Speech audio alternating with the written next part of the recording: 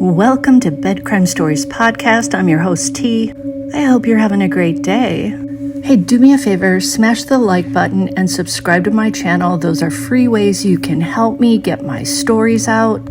We are now finding out that convicted murderer Bryan Kohberger spoke to his mother, Marianne Kohberger, for a total of more than 3 hours over several phone calls on the same day he unalived 4 University of Idaho students at their off-campus house. I'm talking about Kaylee Gonsalves, Xana Kernodle, Ethan Chapin, and Madison Mogan. May they rest in peace. So the first call came in shortly after he arrived back at his apartment in Pullman, Washington that morning after committing the crime. It was about 2 hours post the crime.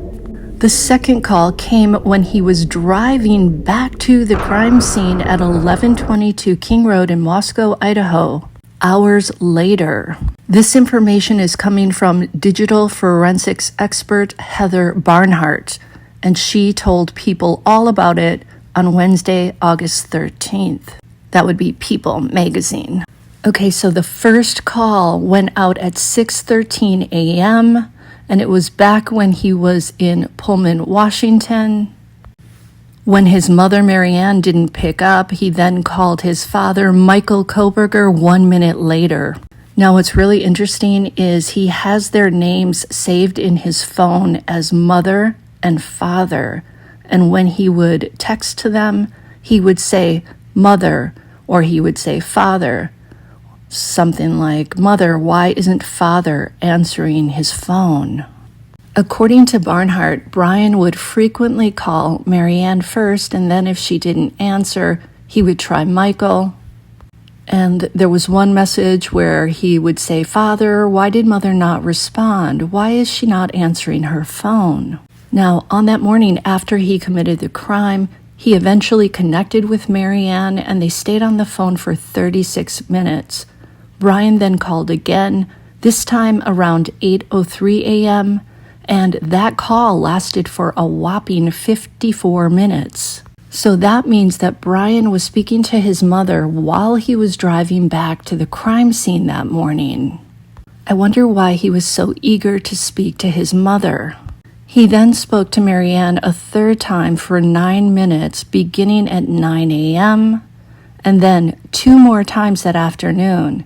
His last call came in at 5:53 p.m., and it lasted, get this, for 96 minutes.